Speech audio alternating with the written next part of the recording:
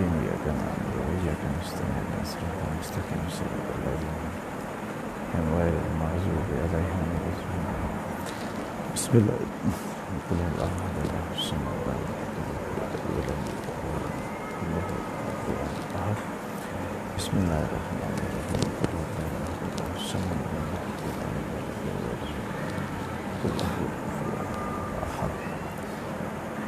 تمام تر پریشان حال مومنین کی پریشانیوں کی دوری کے لیے، امام کے ظہور میں تعجیل کے لیے، وباء کرونا کے خاتمے کے لیے، جتنے لوگ امام حسین علیہ السلام کی زیارت کی تمنا رکھتے ہیں ان کی زیارت کے اس امور کے سہل ہونے کے لیے، آسان ہونے کے لیے، وقت کے امام کے ظہور میں تعجیل کے لیے مل کر بآواز بلند تر صلوات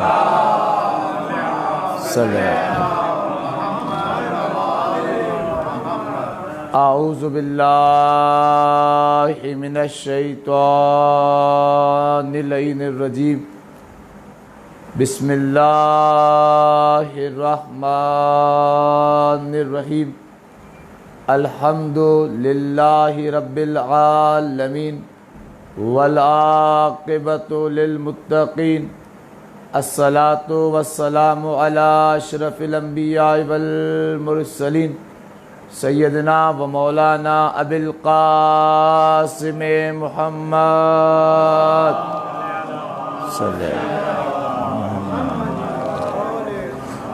وعلی اہل بیت الطیبین الطاہرین المعصومین المظلومین ولعنۃ الدائمۃ علی اعدائہم اجمعین من یوم عداوتہم الی قیام یوم الدین.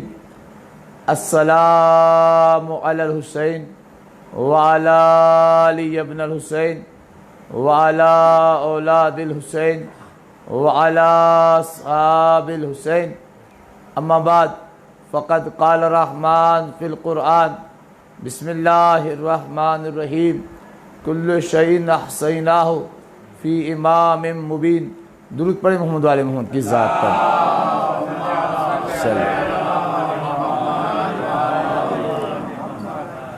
عزیزان محترم، فرش عزائے سرکار سید الشہداء کا یہ ایک مرتبہ پھر لطف ہے کہ اس نے ہمیں سعادت ذکر امام حسین علیہ السلام نصیب فرمائی. آیت اللہ مرشی نجفی سے کسی شخص نے پوچھا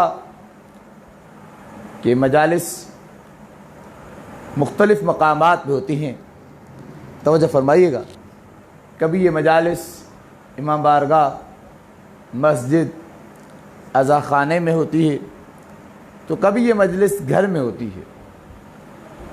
تو آپ کی نظر میں کیا کرنا چاہیے؟ کیا مجالس کا انعقاد عزا خانے، مسجد، امام بارگاہ میں کرنا چاہیے یا گھر میں کرنا چاہیے؟ تو آیت اللہ مرشی نجفی جو جلیل القدر اور عارف شخصیت تھے، ان کے بہت سارے معرفت کے واقعات ہیں، بس ان کی معرفت کا اندازہ اس بات سے لگا لیجئے گا کہ ان سے جب کہا گیا تھا کہ آپ کچھ وصیت کریں تو انہوں نے کہا کہ میری وصیت یہ ہے، ایک تو وہ مصلی میرے ساتھ دفنائیے گا جس پر میں نے 35 برس نماز شب پڑھی ہے، اور دوسری وہ خاک جو میں کربلا سے اپنے لیے لایا تھا، تیسرا وہ رومال جس سے میں آنسو صاف کرتا تھا جب غم حسین میں روتا تھا. یہ معرفت تھی ان کی، نماز شب، کربلا کی خاک اور بہتے ہوئے آنسو، یہ اپنے ساتھ لے گئے کربلا میں، قبر میں. تو کہا کہ مساجد، امام بارگاہوں اور رضا خانوں میں مرکزی پروگرام ہونے چاہیے، اور وہ آپ کی طاقت ہیں، وہ آپ کی بقا کا سبب ہے. اگر آپ ان مرکزی پروگراموں کا انعقاد نہیں کریں گے تو آپ کا وجود ختم ہو جائے گا. بہت کم ظرف ہیں وہ لوگ جو یہ کہتے ہیں کہ مجلس ہماری وجہ سے ہے. حق تو یہ ہے کہ ہم مجلس کی وجہ سے ہیں. کیوں؟ کیونکہ جب ہم نہیں تھے تب بھی مجلس تھی، اور جب ہم نہیں ہوں گے تب بھی مجلس ہوگی، اور مجلس کی وجہ سے ہمارا وجود ہے. تو بہرحال وہ مرکزی پروگرام اپنی جگہ پہ ہونے چاہیے. تو کہا کہ آقا گھر کے پروگراموں کے لیے آپ کیا کہتے ہیں؟ گھر میں پروگرام کرنے چاہیے یا نہیں؟ تو آقا مرشی نے کہا کہ اگر تمہاری آنکھوں سے گناہوں کے پردے ہٹ جائیں تو تمہیں وہ گھر ویسے نظر آئیں گے جیسے چودھویں کا چاند ستاروں میں نظر آتا ہے. کیونکہ جن گھروں میں مجلس ہوتی ہے وہاں کسی کی نظر کرم ہو نہ ہو مادر حسین کی نظر کرم ضرور ہوتی ہے. اور جس گھر پر شبیر کی ماں کی نظر کرم ہو جائے. آج نجف اشرف میں ایک عرصے سے خدا نے سعادت بخشی ہے، وہاں پر ہیں، تو وہاں جب بھی کوئی وبا آتی ہے چاہے وہ کرونا کی صورت میں ہو چاہے کوئی اور بیماری ہو، تو وہاں کے بزرگ علماء کہتے ہیں کہ ایک نسخہ ہے. کیا کہ اپنے گھر میں ذکر حسین ابن علی کرو. کیوں؟ کہ جب تم ذکر حسین ابن علی کرو گے اس ذکر کے لطف سے، اس ذکر کی عظمت کی وجہ سے عرش سے فرشے بھی آئیں گے اور پنجتن پاک بھی آئیں گے. جب یہ آ جائیں گے تو پھر کوئی مصیبت نہیں آ سکتی. درود پڑھیں محمد آل محمد کی ذات پر. چلے مولا سلامت رکھے. بڑی سعادت ہے جب یہ آ جائیں گے تو پھر کوئی مصیبت نہیں آ سکتی.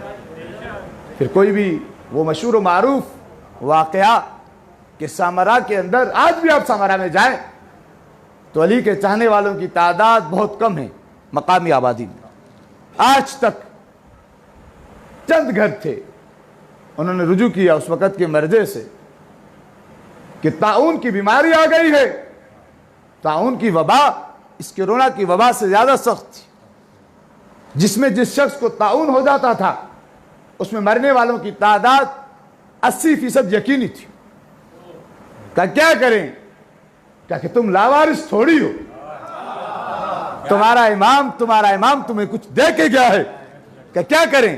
کہ زیارت عاشورہ پڑھو. زیارت عاشورہ کیا ہے؟ یہ تو آپ کو معلوم ہے نا اس عاشورہ کے جلوس میں کہ زیارت عاشورہ پڑھو. جب ان گھروں میں زیارت عاشورہ پڑھی گئی تو سب لوگ طاعون کا شکار ہو گئے. یہ لوگ نہیں ہوئے تو وہ لوگ جو زیارت عاشورہ کو نہیں جانتے تھے، نہیں مانتے تھے، وہ پوچھنے آئے کہ تم کیا کرتے ہو؟ کہ ہمیں کسی نے ایک نسخہ بتایا ہے. توجہ کیجئے گا جملے پر کہ ہمیں کسی نے نسخہ بتایا ہے اور ہم اس نسخے کو پڑھتے ہیں. طاعون کی بیماری ہمیں چھوئے بغیر چلی جاتی ہے.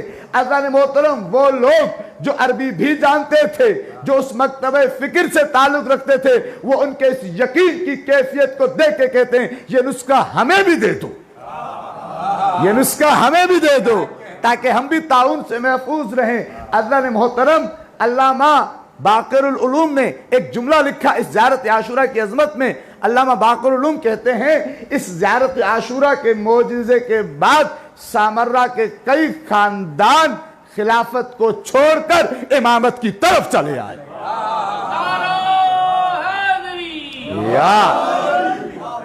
آج شب جمعہ ہے اور ان چیزوں پہ غور کیا کریں. یہ محرم کی آخری شب جمعہ،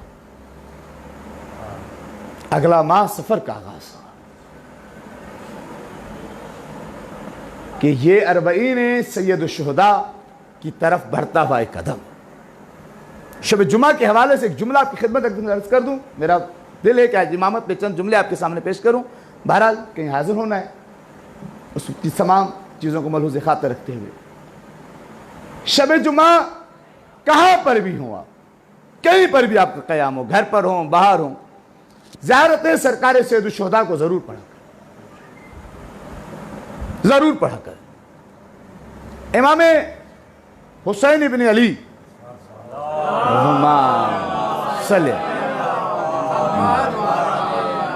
کے زائرین کے فضائل کو لکھتے ہوئے شیخ جعفر شوستری علیہ الرحمن نے ایک جملہ لکھا. توجہ کیجئے گا اس جملے کو. یہ تمام تر حالات حاضرہ کے عنوان سے میں عرض کر رہا ہوں. یہ تمام تر مسائل وہ لوگ جو ہر سال زیارت پہ جاتے تھے اس سال بھی جائیں انشاءاللہ، لیکن رکاوٹیں ہیں. بہرحال وہ لکھتے ہیں کہ زائرین امام حسین کا یہ مقام ہے کہ جنت میں ایک خاص دروازہ ہے، توجہ کیجئے گا، اس دروازے کو پہلے کھولا جائے گا کہ تم آؤ، امام حسین کے زائرین اس دروازے سے داخل کہتے ہیں، لیکن اس وقت دو لوگ حیرت میں پڑ جائیں گے۔ کہا کون؟ کہا پہلے وہ لوگ جو کئی مرتبہ کربلا گئے ہوں گے، جو منادی ندا دے گا، اے زوار الحسین، حسین کے زوار کہاں ہیں؟ اس دروازے سے داخل ہو جائیں، وہاذا الباب مفتوح لہم، یہ دروازہ ان کے لیے کھلا ہے۔ کہ کچھ لوگ ہوں گے جو اپنے قدموں کو بڑھائیں گے، فرشتے ان کے ہاتھوں کو پکڑیں گے، کہیں گے نہیں جاؤ۔ وہ کہیں گے تم لوگ تو کہہ رہے تھے کہ یہ زائرین حسین کے لیے ہے، تو کہیں گے ہاں، کہ ہم بھی ظاہر ہیں، کہ تم لوگ ظاہر نہیں ہو، تم لوگ تو اپنے نام بنانے کے لیے کربلا گئے تھے، تم تو ریاکاری کے لیے کربلا گئے تھے، تم حسین کے لیے تھوڑی گئے تھے، یہ تو ان کے لیے دروازہ ہے جو حسین کے لیے کربلا گئے تھے۔ کہ چند ایسے لوگ ہوں گے جو رو رہے ہوں گے اور کہہ رہے ہوں گے کاش فیا لیت نحن من زوار الحسین، کاش ہم بھی حسین کے زائرین میں سے ہوتے۔ فرشتے ان کے ہاتھوں کو پکڑیں گے، کہا چلو تم اس دروازے سے داخل ہو جاؤ۔ وہ کہیں گے ہم کبھی کربلا نہیں گئے۔ کہتے تم نہیں گئے کربلا، کیا ہوا؟ تم نے شب جمعہ گھر میں بیٹھ کر جو حسین کو سلام کیا تھا، حسین نے اسے قبول کر لیا۔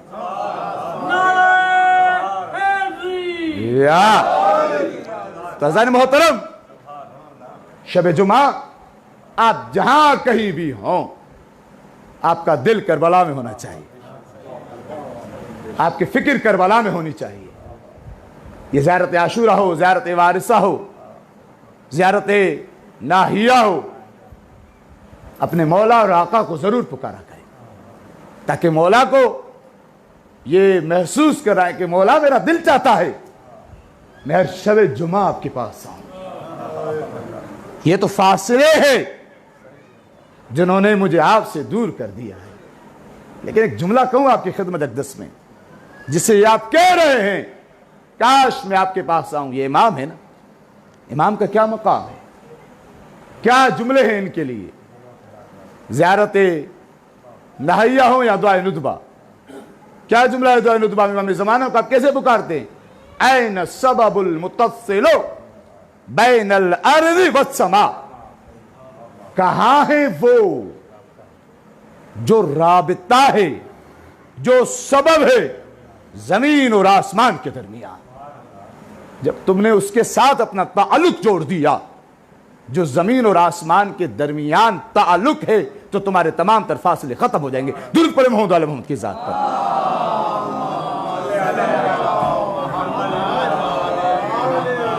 عزیزان محترم، امام خالی دین کو پہنچانے والا نہیں ہے، خالی دین کی حفاظت کرنے والا نہیں ہے، بلکہ امام سبب ہے زمین اور آسمان کے درمیان۔ چھٹے امام، امام جعفر صادق علیہ السلام،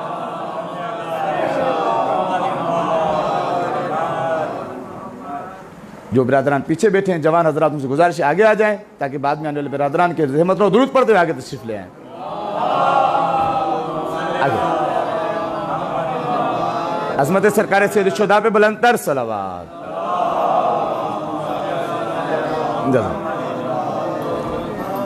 عزیزان محترم، مولا کہتے ہیں کہ امامت کیا ہے؟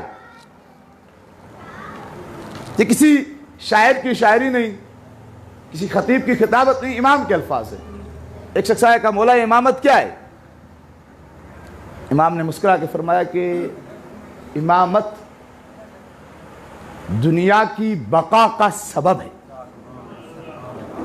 کہا کہ جب نبی کریم کی رحلت کا وقت قریب آیا تو زمین سے ایک ندا گئی اور کہا خدا، اس زمین پر بڑے گناہگار لوگ چلتے ہیں، بڑے بڑے گناہ ہوتے ہیں، ہر دور میں ہوئے، بڑے بڑے ظلم ہوتے ہیں، لیکن زمین نے کہا کہ میں باقی اس لیے ہوں کہ میری پشت پر انبیاء چلتے تھے، لیکن اب وہ سلسلہ ختم ہو رہا ہے۔ تو کیا آواز قدرت ہے، یہ زمین، یہ نبیوں کا سلسلہ تو ختم ہو رہا ہے، لیکن تیری سینے پر چلنے والے لوگ وہ ہوں گے جو ان انبیاء کی محنت کو بچانے والے ہوں گے، جن کی ارواح انبیاء کی طرح پاکیزہ ہوں گی، جو سبب ہوں گے انسانوں کی بقا کا۔ تو زمین نے خدا سے پوچھا وہ کون ہے؟ چھٹے امام کے الفاظ ہیں، کیونکہ جب خالق سے کلام کیا زمین نے تو خداوند عالم نے زمین سے کہا کہ وہ افراد ہوں گے جو قیامت تک باقی رہیں گے، اور ان میں سے آخری فرد کے وجود تک تمہارا وجود باقی ہوگا۔ جب وہ آخری فرد بھی اٹھا لیا جائے گا تو زمین ختم ہو جائے گی۔ یہ چھٹے امام کی حدیث۔ اور آٹھویں امام، امام علی بن موسیٰ رضا علیہ السلام،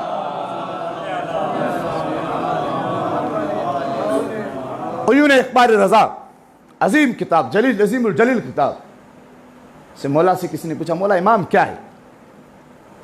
امام کی مراد کو سمجھائیں، امام کے مصداق کو سمجھائیں۔ امام کا مفہوم تو ہے امام ہے، لیکن یہ امام ہے کیا؟ کیسے سمجھ میں آئے؟ امام کو خدا نے کتنا واضح کیا ہے؟ یا امام لوگوں کے لیے امامت کا مفہوم پوشیدہ ہے؟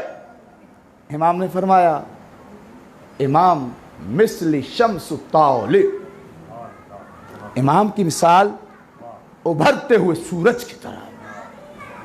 وہ کہتا ہے مولا لیکن ایک بات سمجھ میں نہیں آتی، توجہ کیجئے گا جملے پر، کہ سورج کے ابھرتے ہوئے سورج کی طرح آپ نے کہا امام کی مثال ہے، تو جب بھی سورج ابھرتا ہے ہر شخص کہتا ہے کہ سورج ابھر گیا، سورج نکلا ہے، لوگ امامت کا انکار کیوں کرتے ہیں؟ کئی ایسے افراد ہیں جن کو میں نے دیکھا ہے وہ امامت کا انکار کرتے ہیں۔ امام نے فرمایا کہ جو شخص آنکھوں سے محروم ہوتا ہے اسے سورج نکلتا ہوا دکھائی نہیں دیتا، لیکن وہ سورج کے فیض کو پھر بھی پا رہا ہوتا ہے۔ یہی مثال ان لوگوں کی ہے جو آنکھوں سے تو نابینا نہیں ہیں لیکن انہیں دل کی بصیرت نہیں ہے۔ وہ امامت کا انکار تو کرتے ہیں لیکن وہ یہ نہیں جانتے جو ان کو رزق مل رہا ہے وہ امام کے صدقے میں مل رہا ہے۔ یا زیارت جامع کبیرہ میں امام علی نقی علیہ السلام نے اس امامت کے مفہوم کو بیان کرتے ہوئے کہا کہ تم کیا جانتے ہو کہ امامت کیا ہے؟ یہ امامت وہ ہے جن کی وجہ سے تمہیں رزق ملتا ہے، فقط رزق نہیں ملتا بلکہ یہ زمین اپنے اہل زمین کو غرق نہیں کرتی، نگلتی نہیں ہے، آسمان اہل زمین پر گرتا نہیں ہے، یہ بقا ہے۔ اس کی صرف اور صرف وجہ یہ ہے کہ یہاں پر امامت باقی ہے۔ نبی مکرم محمد مصطفیٰ احمد مجتبی محمد مصطفیٰ صلی اللہ علیہ وسلم کا عظیم جملہ اہل سنت کے عالم علامہ شبلی نعمانی نے لکھا۔ اہل سنت کے جلیل القدر عالم علامہ شبلی نعمانی، جن کی کتاب الفاروق بھی ہے، کتاب کا نام فاروق ہے لیکن جب آپ اس میں پڑھیں گے تو فضائل علی کے نظر آئیں گے۔ کیوں؟ اس کی وجہ یہ ہے کہ جب بھی کوئی فضیلت بیان ہوتی ہے وہاں پہ علی کا ذکر ضرور آتا ہے۔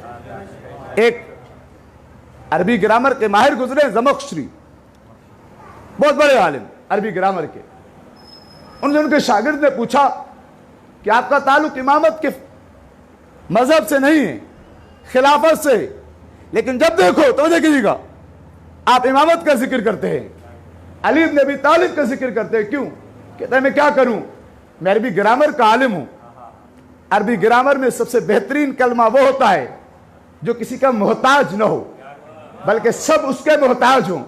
میں نے نبی کے تمام تر اصحاب میں دیکھا، تابعین میں دیکھا، مجھے سب ایک دوسرے کے محتاج نظر آئے لیکن ایک اکیلا علی ہے جس کے کل محتاج ہیں، علی کسی کا محتاج نہیں۔ یار وہ شاگرد کہتا ہے کہ آپ نے اتنے فضائل بیان کیے ہیں کہ واقعاً علی کے اتنے فضائل ہیں؟ وہ مسکرا کے کہتا ہے کہ علی کے فضائل تو ابھی لوگوں کے سامنے کھلے نہیں ہیں۔ کہا کیوں؟ کہ علی وہ ہے جن کے فضائلوں کو اپنوں نے خوف کی وجہ سے چھپایا، غیروں نے بغض کی وجہ سے چھپایا، پھر بھی علی کے اتنے فضائل ہیں کہ لوگ سمجھ نہیں پاتے۔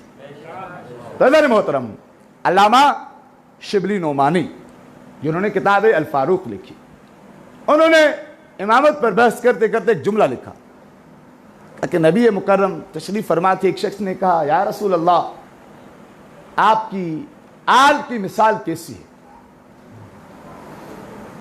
اور آپ کی آل کا کیا فائدہ ہے؟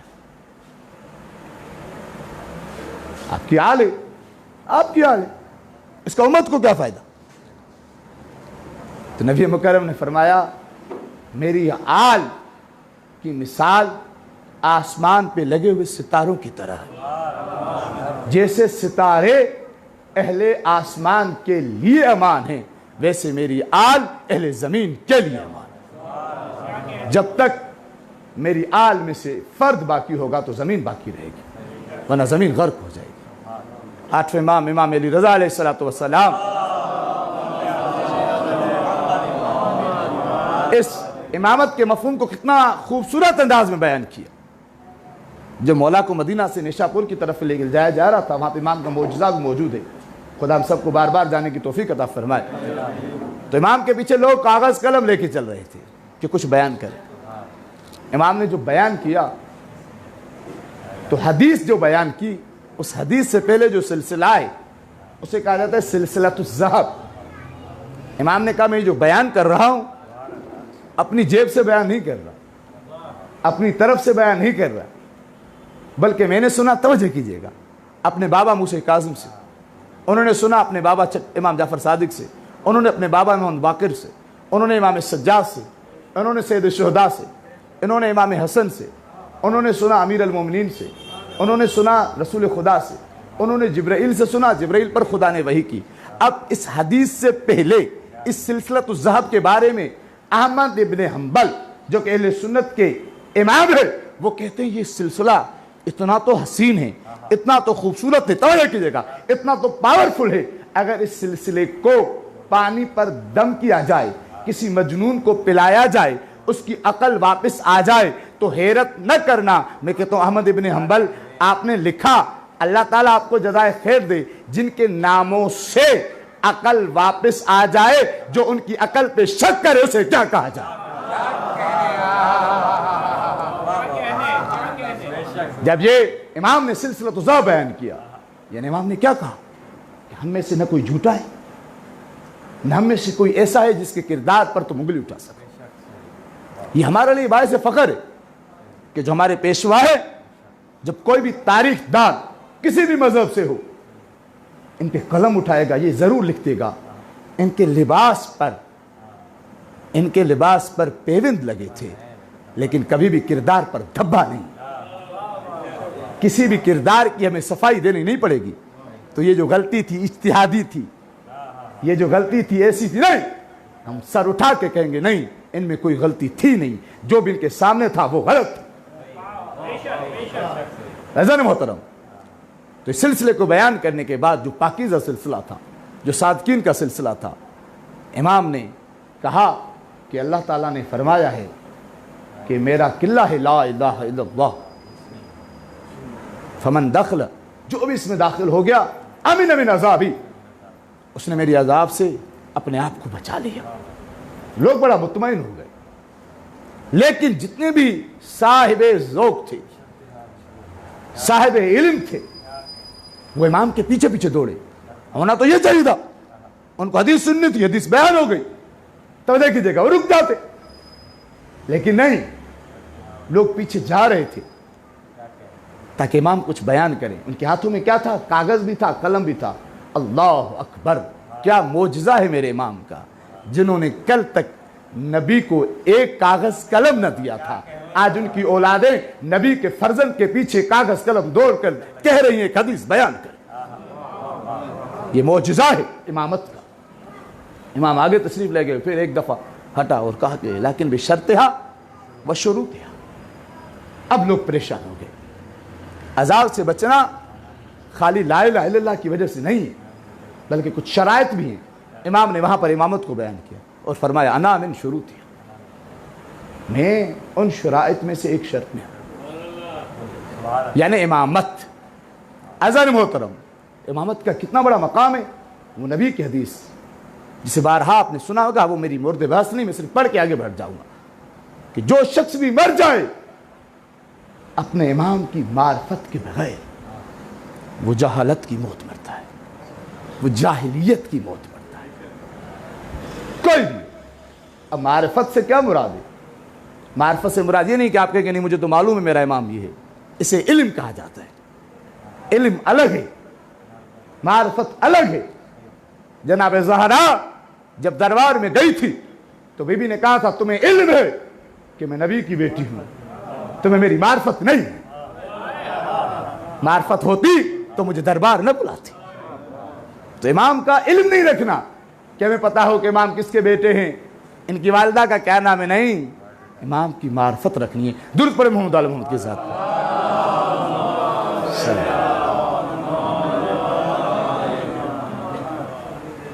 بارے کا نعرہ صلوات.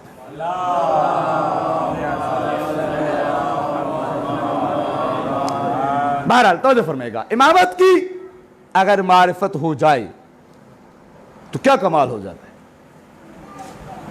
امامت کی اگر معرفت ہو جائے تو پھر انسان کو یہ نظر آ رہا ہوتا ہے کہ مجھے فقط اور فقط ان کی اطاعت کرنی ہے. توجہ کیجیے گا، امامت کو سمجھنے کے لیے مجھ جیسے ایک چھوٹے سے طالب علم کا یہ تجزیہ ہے کہ سب سے بہترین دور امیر المومنین کا دور ہے. آپ کہیں گے کیوں؟ کیونکہ ہمارے دیگر ائمہ کے جتنے بھی ادوار ہیں وہ ایک جیسے رہیں. آپ ساتویں امام کے دور پر آئیں، اسیری، غربت، تو آپ کو صرف اور صرف وہی لوگ نظر آئیں گے جنہیں اسیری اور غربت میں بھی امام چاہیے، وہ امام کو قبول کریں گے. جنہیں اسیری اور غربت نہیں چاہیے وہ امام کو چھوڑ دیں گے. اس لیے سب سے زیادہ جو لوگ بھاگے وہ ساتویں امام کے دور میں بھاگے.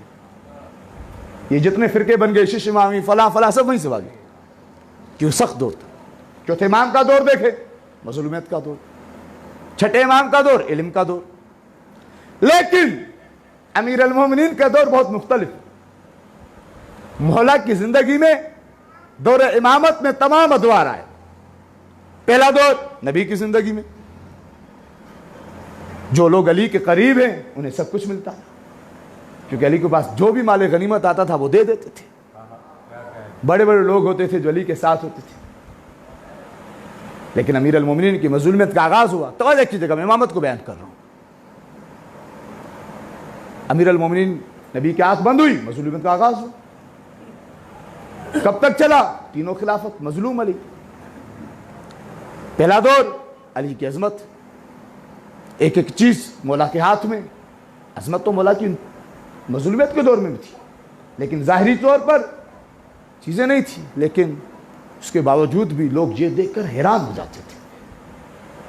جو لوگ بیت المال پر قابض ہیں، جو لوگ فدق پر قابض ہیں، جو لوگ حکومت پر قابض ہیں، وہ بار بار علی کے در پر آتے ہیں. علی کبھی بھی ان کے در پہ نہیں گئے. یار لیکن دوسرے دور میں لوگوں نے ساتھ دیا، ایسا نہیں کہ نہیں دیا. جب جناب ابو ذر غفاری کی عدالت کا آغاز ہوا، ایک شخص آتا ہے جو خلیفہ خود ہوتا ہے، خلیفہ کی طرف سے نہیں ہوتا، درہم و دینار کی تھیلی بھر کے لاتا ہے. کہتے ہیں ابو ذر لے لو. کہتے ہیں نہیں چاہیے. کہ کیوں؟ بیمار ہو، نبی کے صحابی ہو، تمہارا حق بنتا ہے. جملے میں توجہ کیا، تمہارا حق بنتا ہے کہ میں تمہیں دے دوں. کہتا ہے تمہیں حق کہاں سمجھ میں آیا ہے؟ اگر تمہیں حق سمجھ میں آتا تو آج تم علی کو میرے پاس بھیجتے اور کہتے کہ ابو ذر میں نے حکومت علی کو دے دی. تو یہ سخت دور تھا، لوگ سخت دور میں بھی تھے. لیکن باخدا اگر آپ علمی لحاظ سے، میں جوار امیر المومنین میں ایک عرصے سے ہوں، دعوت دیتا ہوں آپ اس پہ پڑھیے گا. اس دور سے زیادہ سخت دور وہ تھا جب علی کے پاس حکومت تھی. اصل دوست و دشمن کا امتحان تب شروع ہوا کہ تب تو علی کے پاس ظاہری طور پر اقتدار نہیں تھا، لوگوں کو علی سے کوئی امید ہی نہیں تھی۔ ہاں جو علم کے تشنا تھے وہ آتے تھے باب مدینہ علم سے علم لے جاتے تھے، ظاہری مال دولت کچھ بھی نہیں۔ اصل امتحان تب شروع ہوا جب علی علیہ الصلوۃ والسلام تخت پر آئے۔ اب وہ لوگ جو بڑی بڑی امامت کی باتیں کرتے تھے، اب وہ لوگ جو بڑی بڑی باتیں کرتے تھے کہ یا علی آپ کو خلافت ملنی چاہیے تھی، ہم نے تو کسی کی بیعت نہیں کی، ہمیں تو آپ کی بیعت کرنی تھی۔ جب علی کی بیعت کر لی اور کہا کہ یا علی دیکھو انصاف کی بات ہے، ہم نے تینوں دوروں میں ہمیں عہدے مل رہے تھے، ہم نے نہیں لی، اب تو دے دیں۔ مولا نے کہا کہ لے لیتے، میں نے منع تھوڑی کیا تھا، تمہارے اندر اہلیت نہیں ہے، میں تمہیں کسی بھی عہدے پہ نہیں بھیجوں گا۔ لیکن ایسے عاشق بھی تھے مولا کے، جناب عثمان ابن حنیف، نہج البلاغہ میں خط ہے مولا کا ان کے نام پر، جنہیں بصرہ کا گورنر بنا کے بھیجا تھا، جسے مولا نے خط لکھا، اے عثمان میں نے تمہیں گورنر بنایا، تم ایسی دعوت میں چلے گئے جہاں پہ غریبوں کو نہیں بلایا گیا تھا، فقط امیر گئے تھے، تم کیوں گئے؟ مجھے جواب دو۔ قاصد کھڑا رہا کہ جواب دو گے تو جاؤں گا۔ عثمان بن حنیف نے کہا کہ تم چلو میں جواب لے کے آتا ہوں۔ کہا کیا؟ کہ جس گورنر سے علی ناراض ہوں وہ بصرہ میں تھوڑی بیٹھتا ہے، جا کے اپنے مولا کو راضی کروں گا، ہٹانا ہے تو ہٹا دیں، میں نے علی کو گورنری کے لیے تھوڑی مانا ہے، ہم تو تب بھی علی کے ساتھ تھے جب علی علیہ السلام کے بعد ظاہری حکومت نہیں تھی۔ جناب کمیل ابن زیاد تو مولا نے گورنری سے برطرف کیا، برطرفی کا حکم آیا، کمیل مسکرانے لگے، ساتھ میں بیٹھا ہوا مشیر کہتا ہے کمیل اتنے بڑے عہدے سے ہٹا لیے گئے، رو۔ کہتا ہے روئے وہ جس کے پاس علی جیسا امام نہ ہو، میں نے علی کو گورنری کے لیے تھوڑی مانا ہے۔ کہا پھر مسکرا کیوں رہے ہو؟ کہ خدا کی قسم علی نے ہٹا کر احسان کر دیا۔ کہا کیوں؟ کہ کوفے میں ہوتے تھے، علی کے ساتھ ہوتے تھے، اتنی دور بھیج دیا، ہمیں حکومت تھوڑی چاہیے، ہمیں علی کا قرب چاہیے، ہمیں علی کی ولایت کی خوشبو چاہیے، وہ مل گئی، بھیج دیا تھا مولا نے، ہم نے کوشش کی کام نہ ہو سکا، کوئی اور آ جائے گا، ہمیں کیا؟ مال کے اشتر۔ مولا نے کہا واپس آ جاؤ۔ کہا کہ یا علی وہ جیتا رہے، وہ جیے مرے، مجھے کیا تعلق، مجھے تو آپ کے حکم کی اطاعت کرنی، یہ امامت ہے۔ عزیزان محترم، ہمارے جذبات کا نام امامت نہیں، اطاعت کا نام امامت ہے۔ اس لیے امامت کا اگر صحیح مطیع دیکھنا ہے تو بہت بڑا نام ہے حضرت عباس ابن علی۔ اس لیے کیا لفظ ہے مولا کی زیارت میں، المطیع للہ ولرسولہ والامیر المومنین والحسن والحسین۔ اطاعت، امامت کو قبول کرنے کا نام یہ ہے کہ تمہارے ایک ایک کردار میں، ایک ایک عمل میں امامت پر عمل پیرا ہوتے نظر آئے۔ درود پڑھیں محمد علیہ محمد کی ذات پر۔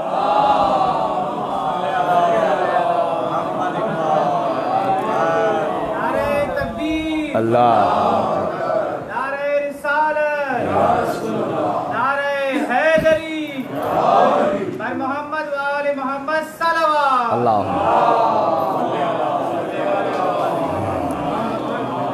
تزن محترم، امامت کو سمجھیں۔ اگر آپ نے امامت کو حقیقی معنی میں سمجھ لیا، سمجھے سعادت۔ امامت اطاعت کا نام۔ اگر آپ یہ کہتے ہیں کہ ہمیں مولا کے فضائل کو مانتے ہیں، ہم نے مولا کے فضائل کا انکار نہیں کیا، تو تاریخ کو پڑھیں۔ علی کے فضائل سے تو دشمن بھی انکار نہیں کر سکتا تھا، دشمن بھی یہ کہتا تھا یہ فضیلت علی کی ہے، لیکن مان وہی سکتا ہے جو طاہر الولادت ہو، ماننے کے لیے سعادت چاہیے۔ آج بھی حرم امیر المومنین میں آپ جائیں، زری کے پاس سے جب باب توسی کی طرف جاتے ہیں، وہاں ایک شعر لکھا ہوا ہے، وہ شعر مجھے بہت پسند آیا۔ جب میں نے اس شاعر کے بارے میں پوچھا یہ شاعر کون ہے، تو بتایا گیا یہ علی کے بدترین دشمن کا شعر ہے، جس نے علی کے فضائل میں لکھا۔ اللہ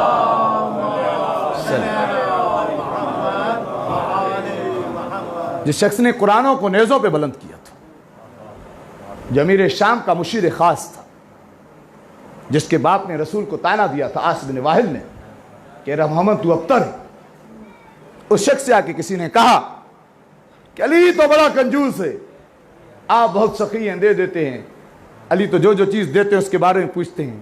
کہتا ہے علی کی کنجوسی نہیں، علی کی عدالت ہے۔ کہتا ہے علی کے بارے میں آپ کیا جانتے ہیں؟ وہ کہتا ہے علی در و وہب المصفى، دشمن کہہ رہا ہے علی در و وہب المصفى و باقی ناس کلہم التراب، علی در ہیں اور علی کی مثال خالص سونے کی ہے، اور علی کے سامنے باقی لوگوں کی حیثیت وہ ہے جو در اور سونے کے سامنے خاک کی ہوتی ہے۔ عزیزان محترم، امامت کے فضائل پڑھنا اور ہے، امامت پہ گردنوں کو کٹوانا اور ہے۔ امامت کو سمجھا تھا تو کربلا والوں نے سمجھا۔ یہ کربلا آسان نہیں ہے۔ جب میرے مولا مکے پہنچے تھے تو بڑے بڑے لوگوں سے ملاقات کی، بڑے بڑے مفسر قرآن، بڑے بڑے محدث۔ مولا حسین نے کہا چلے کہ ہم نے نمازیں پڑھنی ہیں، ہم نے نظر کی ہوئی ہے، ہم 30 عمرے کریں گے۔ حسین نے کہا کہ ان عمروں کی کیا حیثیت جن عمروں میں امام کی رضا شامل نہ ہو۔ لیکن یہ کربلا سمجھ میں آ گئی، کس کو؟ وہب کلبی کو۔ یہ کربلا سمجھ میں آ گئی زہیر بن کین۔ زہیر بن کین کون؟ جب ہم چلے تھے مکہ سے تو امام کے ساتھ نہیں تھے اور کہا تھا کہ ساتھ نہیں دوں گا، بہت تفصیل ہے، لیکن ایک جگہ ایسی آئی کہ سید الشہداء نے ایک شخص کو بھیجا، کہا کہ مولا یہ گھوڑا لے لیں، یہ تلوار لے لیں، یہ درہم و دینار لے لیں، مجھے معاف کریں۔ امام نے کہا ہمیں اس شخص کا مال چاہیے ہوتا ہے جو پہلے جان دینے کا وعدہ کرے، جو اپنی جان کو ہم سے عزیز کرتا ہے، اس کے مال کی ہمیں ضرورت نہیں۔ تو آخر میں ایک مرتبہ امام تشریف لائے۔ جب امام تشریف لائے تو اس نے امام کا ساتھ دینے کا وعدہ کیا۔ زوجہ کہتی ہے تم نے تو مجھے کہا تھا امامت یہ، میں نتیجہ دے کے بات کو ختم کر رہا ہوں۔ زوجہ کہتی ہے تم نے تو کہا تھا میں حسین کا ساتھ نہیں دوں گا، اب کیوں دے رہے ہو ساتھ؟ وجہ؟ کہتا ہے میں نے تمہیں یہ کہا تھا میں حسین کا ساتھ نہیں دوں گا، یہ تھوڑی کہا تھا کہ میں محمد مصطفیٰ کا ساتھ نہیں دوں گا۔ کہ کیا ہوا؟ کہ جب خیمے کا پردہ گرا کر حسین نے مجھ سے کلام کرنا شروع کیا، مجھے حسین کے چہرے میں محمد نظر آیا۔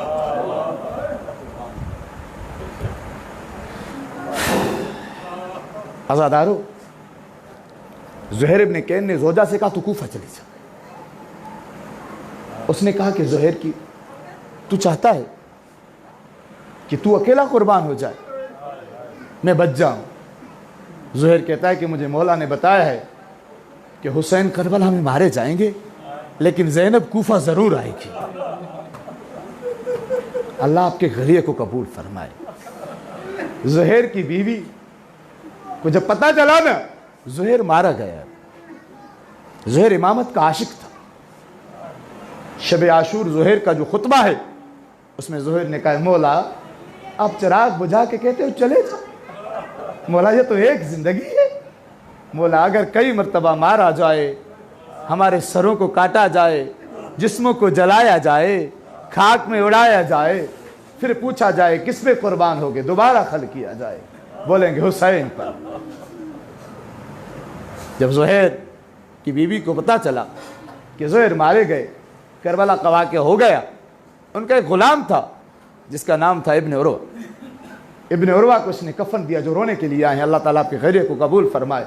ابن عروہ کفن لے کے آیا، ایک کفن دیا، کہا کہ دیکھو ابن عروہ، حسین تو نبی کا نواسہ تھا نا، لوگوں نے اسے کفن دے دیا ہوگا، اسے لوگوں نے غسل دے دیا ہوگا، ابن عروہ تو یہ کفن لے جا میرے شوہر زہیر کو دینا۔ عزادارو، ابن عروہ آیا، کفن لے کے پہنچا کربلا، واپس آیا اور زہیر کی زوجہ کو رو کے کفن کو واپس کرتا ہے۔ زہیر کی زوجہ کہتی ہے ابن عروہ تو نے زہیر کو کفن نہیں دیا، کیا کسی نے حسین کے صدقے میں زہیر کو بھی کفن پہنا دیا تھا؟ ابن عروہ تڑپ کے کہتا ہے آقا دادی میں کیا کروں، کفن ایک تھا جلالے بہت۔ اور ابن عروہ نے ایک جملہ کہا जिसे मैं पढ़ता हूँ, इसे सुनिएगा, अगर समझ गए मुसल्ले पे भी गिरिया करेंगे। इब्न उर्वा कहता है, ज़ुहैर की ज़ौजा, तू शुक्र कर, तेरे ज़ुहैर का जिस्म सलामत था, घोड़े दुआए नहीं गए थे। हाय हुसैन, जिनकी उंगली काटी। ज़ुहैर की ज़ौजा, ज़ुहैर के जिस्म पर अबा मौजूद थी, हुसैन की अबा उतारी गई थी, हुसैन का मामा लूटा गया था। आज़ादारो, ये चौथे इमाम के दिन चल रहे हैं ना, चौथे इमाम यही तो याद करके रोते थे। मेरे मौला मदीने में जब चलते थे तो यही तो कहते थे, मदीने के कस्साबों से क्या पूछते थे, मौला क्या तूने जानवर को ज़िबह करने से पहले पानी पिलाया है? वो कहते थे हाँ पानी पिलाया है। मेरे मौला मदीने से करबला की तरफ रुख को फेर के कहते थे, नाना आपके शहर में कस्साब जानवर भी प्यासे ज़िबह नहीं करते, नाना मेरा बाबा प्यासा। चौथे इमाम याद करके रोते रहे शबीर की गुर्बत को, ज़ैनब की मुसीबत को। मिनहाल कहता है मैंने हज किया। इस रिवायत को मैं पाकिस्तान में पहली मर्तबा पढ़ रहा हूँ, मैंने करबला में काफ़ी मर्तबा ऐसे पढ़ा है। मिनहाल कहता है मैंने हज किया, हज करके मैं सैयद शुहदा के बेटे के पास आया और आकर मैंने कहा, सैयद शुहदा के फर्जंद, आज मदीने में बनी हाशिम के महले में क्या किसी माँ का बच्चा फोत हो गया? सुने तो सही सादात के घर की हालत क्या थी करबला के बाद। मौला कहते मिनहाल नहीं, हमारे पास तो ऐसी कोई इतला नहीं है, लेकिन तुम्हें किसने बताया? कहते मौला मुझे किसी ने बताया नहीं। जब मैं आपके पास आ रहा था मैंने एक माँ के रोने की आवाज सुनी जो रो रो कर कहती थी, हाय मेरा बेटा, हाय मेरा बेटा। मुझे ऐसा लगा किसी माँ का बेटा अभी मर गया है। मौला कहते मिनहाल ये आज नहीं, करबला में मेरे भाई अली असगर को कत्ल कर दिया। मिनहाल कहता है मैंने सवाल किया, मौला तड़प तड़प के कहते थे मिनहाल तुम्हें बताओ मेरे भाई असगर की मुसीबत क्या थी? मिनहाल नबी का हुक्म है काफिर के बच्चों पे भी रहम करो, लेकिन मिनहाल मेरा 6 महीने का भाई शबाती। मिनहाल कहता है मैं तड़प के रोया, मैंने कहा मौला मौला तीर लगा, उसके बाद क्या हुआ? मिनहाल कहता है मौला कहते मिनहाल फकत तीर लगता मेरा भाई कत्ल हो गया। मेरे बाबा ने भाई को कब्र में दफना दिया था, लेकिन मुसलमानों ने जब शाम गरीबा के बाद सरों को काटा और सरों को गिना, कहते हैं ये तो बड़ों के सर है, उस बच्चे का सर कहाँ है जिसे हुसैन करबला में लेके आए थे? मिनहाल इन लोगों ने क्या किया मैं देख रहा था, मेरी पुप्पी देख रही थी, मेरी बहन देख रही थी, मेरी माँ देख रही थी। इन लोगों ने क्या किया, घोड़ों पर बैठे हाथों में नेज़े लिए। मिनहाल ये लोग खेमों के करीब नेज़े मार रहे थे। मिनहाल मैंने देखा एक नेज़ा जमीन में गाड़ी गया था। मिनहाल जब नेज़ा जमीन से निकला असगर के सीने को चीरता हुआ पुष्ट से बरामद हुआ था। मिनहाल मेरा भाई नेज़े पे बुलंद था। मिनहाल जुल्म की इंतहा तो ये हुई, तीर जिसे गर्दन में लगा, नेज़ा जिसे सीने में लगा, मुसीबत खत्म नहीं हुई। मिनहाल एक शख्स है जिसका नाम अबू अयूब गनवा था, उसने मेरे भाई की जुल्फों में हाथ डाला। मिनहाल उसने मेरे भाई की गर्दन को काटा। मिनहाल मेरे भाई का सर नोके सीना पे था, मेरी माँ साथ चलती थी, भाई कहता था अम्मा लोरी सुना दो। हाज़ादारो चंद जुमले आपकी ज़हमत है तमाम। इमाम एक एक मक्तल को याद करके रोते, लेकिन जब पूछा ऐसे मिनहाल ने मौला मौला सबसे ज्यादा मुसीबत कहाँ पे गुजरी, ये जुमला कहा करबला कितने बड़े जालिम को छोड़ कर कहते मिनहाल सबसे ज्यादा मुसीबत गुजरी जिस जगह पर, उसका नाम था अश्शाम। अश्शाम अश्शाम। मिनहाल तड़प के रह जाता है। साथ में एक रावी बैठा है जिसका नाम है नौमान इब्न मंजर मदाइनी, मदाइन शहर के रहने वाला। हाथों को जोड़ कर कहता है मौला मौला मैंने आपसे बार बार सुना है शाम शाम, लेकिन मौला शाम में हुआ क्या था? मौला कुछ तो बता दें ताकि आपके سنے روئے. اب کیسے بیان کروں؟ میں اس میں سے چند جملے پڑھوں گا, پوری نہیں پڑھوں گا روایت, اور مجلس کو ختم کرتا ہوں. مولا کہتے ہیں نعمان کیا سنو گے؟ طلوع آفتاب سے لے کر غروب آفتاب تک میں غیرت مند بیٹا ساتھ ہوتا تھا. درمیان میں میری مائیں ہوتی تھی, درمیان میں میری بہنیں ہوتی تھی. یہ لوگ ہمیں چلاتے تھے. منہال نعمان کیسے سنو گے تم دونوں؟ لوگ خالی نہیں ہوتے تھے, ان کے ہاتھوں میں نیزے کی انیاں ہوتی تھی. کوئی کسی بچے کو نیزے کی انی مارتا تھا, کوئی کسی بچے کو تلوار سے ستا تھا. رونے والوں, نعمان آگے کہتا ہے مولا اور کیا ہوا؟ مولا کہتے ہیں نعمان یہ لوگ گھروں کی چھتوں پر موجود تھے. نعمان ہم چلتے تھے, ہمارے ہاتھ پسے گردن بندھے تھے. نعمان ہم نیچے کی طرف سے چلتے تھے, یہ لوگ اوپر تھے. کوئی پتھر مارتا تھا, کوئی آگ پھینکتا تھا, کوئی گرم پانی پھینکتا تھا. نعمان کہتا ہے مولا اور مصیبت کیا تھی؟ مولا کہتے ہیں سو نعمان کیسے سنو گے؟ سجاد کیسے بیان کرے؟ نعمان میرے بابا حسین کا سر, میرے چچا عباس کا سر, میرے بھائی علی اکبر کا سر, ان کے پاس سے یہ لوگ کیا کرتے تھے؟ سر حسین کو کبھی زینب کے محمل کے قریب لے کے جاتے تھے. جملہ سنیں گے. مولا کہتے ہیں جب زینب کے محمل کے قریب حسین کا سر جاتا تھا, حسین کا سر باندھ کے بہن بھائی کے سر کو دے کے کہتی تھی تو حسین ہے جسے زمانے چکیاں پیس پیس کے بالت. مولا کہتے ہیں نعمان چچا عباس کے سر کو یہ لوگ لے کے میری بہن سکینہ کے قریب سے گزرتے تھے. میری بہن جب چچا کو دیکھتی تھی ایک جملہ کہتی تھی چچا غازی آنکھیں کھولو میرے کانوں سے لہو بہ رہا ہے. کبھی یہ لوگ میرے چچا کے سر کو گھوڑے کی گردن میں باندھتے تھے. رونے والوں امام بیان کرتے جاتے تھے, نعمان اور منہال روتے جاتے تھے. امام کہتے ہیں میں کیسے بیان کروں؟ ایک ایسا چوک تھا جہاں پہ کوئی شریف نہیں جاتا تھا, جہاں پہ غلاموں اور کنیزوں کو لے کے جاتے تھے. یہ لوگ ہمیں اس جگہ پہ لے گئے اور میری بہن سکینہ مجھے طرف طرف کے کہتی تھی سجاد. زیادہ رو امام مسائب بیان کرتے جاتے تھے, یہ لوگ روتے جاتے تھے. امام کہتے ہیں میں تمہیں کیسے بیان کروں؟ یہودیوں کا ایک محلہ تھا شام میں جس میں ہمیں جب داخل کیا گیا منادی ندا دیتا تھا اے یہودیوں جس علی نے خیبر میں مرہب کو مارا تھا آج اس کی بیٹی آئی ہے, آؤ ان سے بدلے لو. چوتھے امام کہتے ہیں یہ منادی کی ندا سننی تھی. یہودیوں کے لوگ باہر آئے, کسی کے ہاتھ میں پتھر تھا, کسی کے ہاتھ میں لکڑی تھی. ایک جملہ کہتے تھے کیا آئین آئین بنات علی, علی کی بیٹیاں کہاں ہیں, علی کی بیٹیاں کہاں ہیں؟ آیت اللہ یار شاہ صاحب کہتے ہیں جب یہ لوگ کہتے ہیں علی کی بیٹیاں کہاں ہیں, ام المنین کی وفا پہ سلام, ام المنین کی بیٹی رقیہ آگے بڑھ کے کہتے تمہیں علی کی بیٹی سے بدلہ لینا ہے نا؟ کہتے تھے ہاں. کہا مجھے مارو میں علی کی بیٹی ہوں, جتنا مارنا ہے مجھے مارو میں علی کی بیٹی ہوں. زینب و کلثوم بنات نبی, زینب و کلثوم کو نہ کہنا کچھ, یہ تو نبی کی بیٹیاں ہے. رونے والوں امام کہتے ہیں میں کیسے بھولوں شام کو میری ایک 4 سالہ بہن تھی جو مجھ سے روز پوچھتی تھی سجاد ہم کب رہا ہوں گے؟